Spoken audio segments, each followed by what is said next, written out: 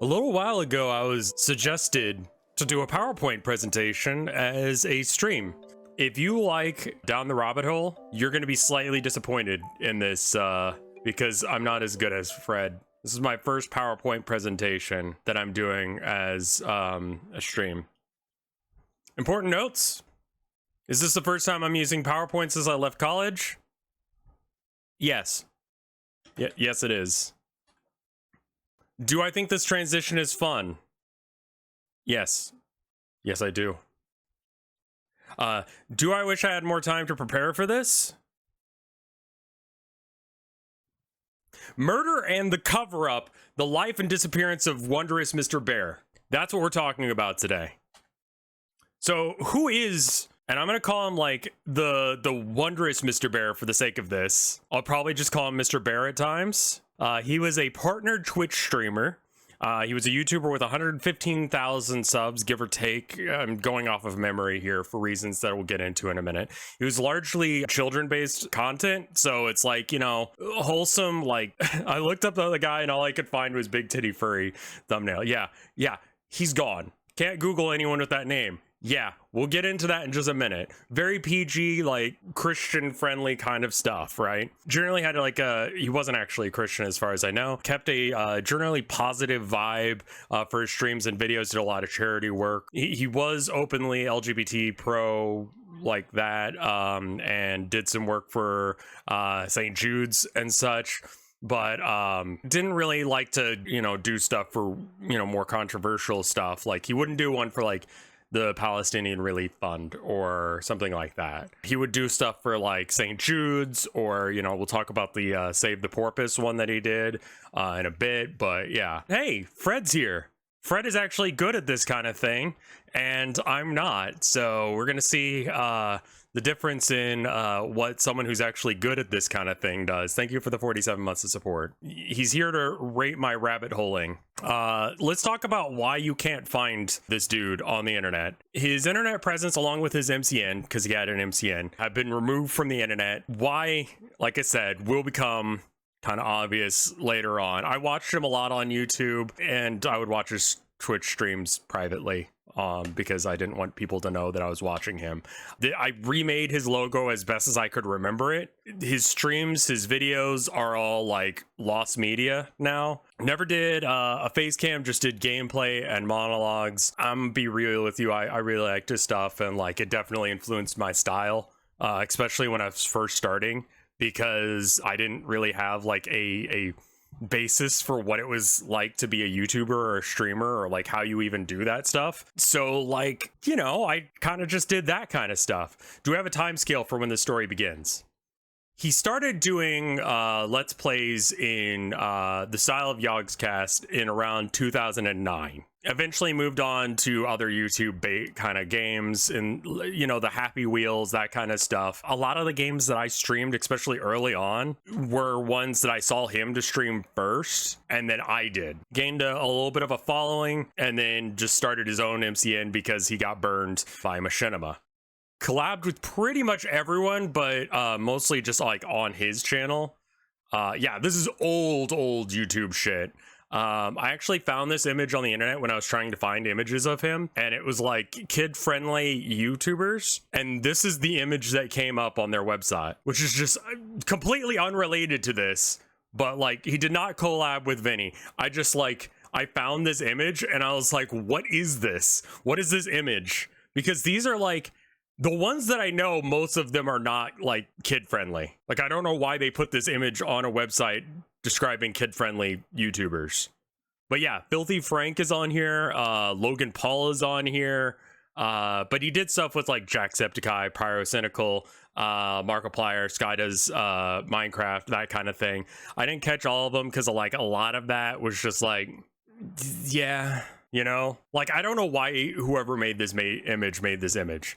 Anyway, So he made his MCN. Again, I tried to remake the logo as best as I could from my memory, which is a lot of me setting up for this stream, was like remaking their logos because I realized that otherwise it would just be text. Is the channel still up? No. He did collabs and it was on YouTube when he would do the collabs, but his channel is no longer there for reasons. Tiny Rocket was largely based on his branding exclusively. He was invite only. I wanted in. I did try and apply, but I was rejected because you know, I didn't have like 100,000 subs or whatever the hell they wanted.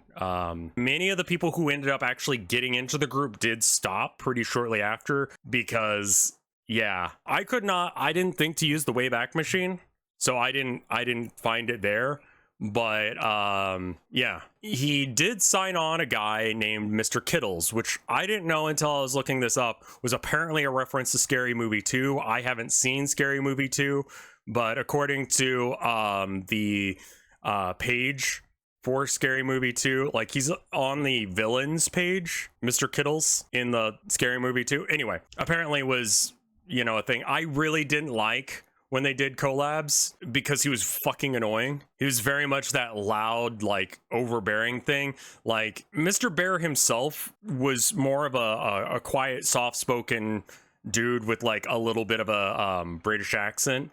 And like, that's great when you're sick and you just need to like vibe. Just someone with a nice, like calm demeanor is really good, which is why it was weird that he like signed on Mr. Kittles, because Mr. Kittles was fucking annoying. But anyway, they did some collab stuff, and yeah, Mr. Bear did wear like a pseudo fursuit when he went to Comic-Con 2012, where they both tabled. I guess they shared a room. Again, the information on this is almost impossible to fucking find because yeah. And shortly after the Comic-Con 2012 like thing, they like stopped talking and Mr. Kittles just like stopped making content. So what Mr. Kittles was saying at the time, and I didn't believe him, because like fuck that guy in general, like, and that's definitely my own biases, and this is a little bit of me getting called out because like people want to believe that the people they like are not awful, and you know, I didn't like Mr. Kittles anyway, so it was really easy for me to believe that he sucked ass. But anyway, Mr. Kittles did accuse him of weirdness towards, like, he accused him of some weirdness towards adult fans, like he would like be talking to him and then he'd like go to their rooms at night in the convention. Which is why I think that they were probably not in the same, like they were in the same room. So that way, like, why would Mr. Kittles know where Wondrous Mr. Bear was going? But he also accused him of like physical assault, like that the Wondrous Mr. Bear like beat his ass at the hotel, but they didn't call the cops over it, and there was no evidence to prove this, and no one came forward with like claims. It was a one-off accusation. Mr. Kittles just kind of fell off after like he accused him of all this shit, because like when you accuse someone of all this kind of stuff, you kind of want to have like some proof for it, and then he just like did not have that. In 2015, the Wondrous Mr. Bear did a charity drive for the Porpoise Conservation Society. As far as I could tell, it's a cool charity. I was there and donated, and apparently Valinqua is a type of porpoise. There's only 20 of them left worldwide, and there was some crying that could be heard from like another room. Also, like, the Porpoise Conservation Society needs like a better graphic designer, but there was some crying that was heard on stream. He told, like, multiple people brought it up on stream, and he had to like actually like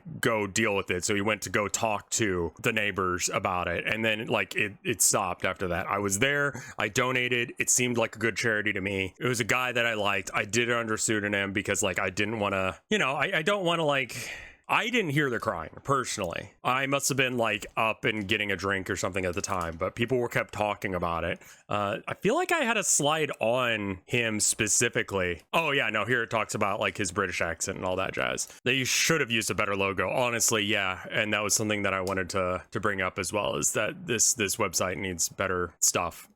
So in 2012, the Wondrous Mr. Bear got swatted during a game jam competition. He was streaming the games, and this is the last time that anyone ever heard of him. It sounded like they were shooting, and the police did shut the stream down after a bit.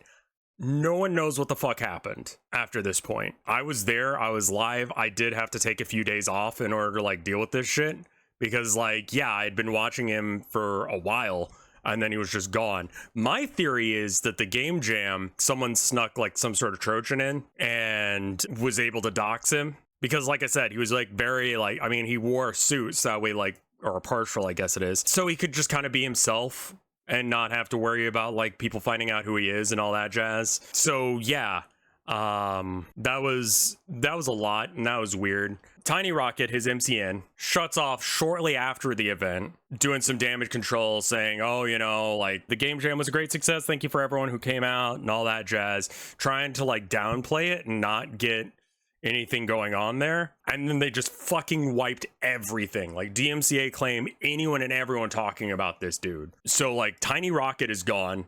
Anyone who is signed with him because they had access to their YouTube accounts completely destroyed their YouTubes. And then like his channel is gone. Like if you look for it, you cannot find anything involving Wondrous Mr. Bear. Are they going to claim my stream after me talking? Maybe. So it turns out that the real Mr. Bear was not a 20-something British dude, but I was actually Mark Delgado. We found out about this later. It was a 67-year-old dude with a record of assault and battery. His accent was totally fucking fake. He worked as a truck driver for a while. He's a father of two. Both of them are now grown. He was wanted in connection with a possible like series of murders in the I-80 corridor of Ohio, which is probably why he was YouTubing, and probably why he was YouTubing under a pseudonym, so that way they couldn't like find him. When they raided the place, there was like a thing that they were saying involving like multiple mutilated corpses in the room. Again, I was there for the stream, which is super fucked up considering it was like a kids friendly stream. So I don't know if he's dead or not. So what did we learn? It could have been a false call. I don't know. The guy's name doesn't pull shit up. The guy is just gone from the fucking internet entirely, like completely fucking gone. According to the cops, they were saying there were corpses in the room that he was streaming it from. There's not tweets talking about him. There's no one talking about like their collabs with him, any of that shit. So imagine you are working in a sweatshop and you're on the line and you're about to go home and your boss goes, you gotta stay. We're making merch for this big YouTuber and we're gonna make a whole bunch of merch for him. And his name is the Wondrous Mr. Bear. And you're like, what the fuck, right? I feel like one of the most depressing parts of life would be working in a sweatshop and then you're making merch for someone that your kids watch and the guy kind of sucks. Like, isn't that just a horrible fucking existence? Now, luckily, I made this whole thing up, but what I'm trying to say is I have a lot of issues with the manufacturing of merch. I have a lot of problems with the way that YouTuber merch is made. I have no idea if it's actually made in sweatshops or not. The quality of it is shit. There's problems with shipping. Almost every single time I do want a merch drop, the shipping fucks up. The pricing is awful. I almost never get like a decent cut of it. I usually get like $5 or whatever. And it doesn't come in all sizes. So if you're like triple XL or you're like baby size, it's not going to fit you. It doesn't come in all the colors that people want because people will be like, I want this on a tote bag and I want it to be pink. And I'm like, I would not do that because like that's not a color combo I'd do. So how do we fix that? And how do we make merch where it doesn't suck ass? I finally found the solution. And this is what I've been talking about since like the end of last month. I have new merch that is dropping on the Discord right now.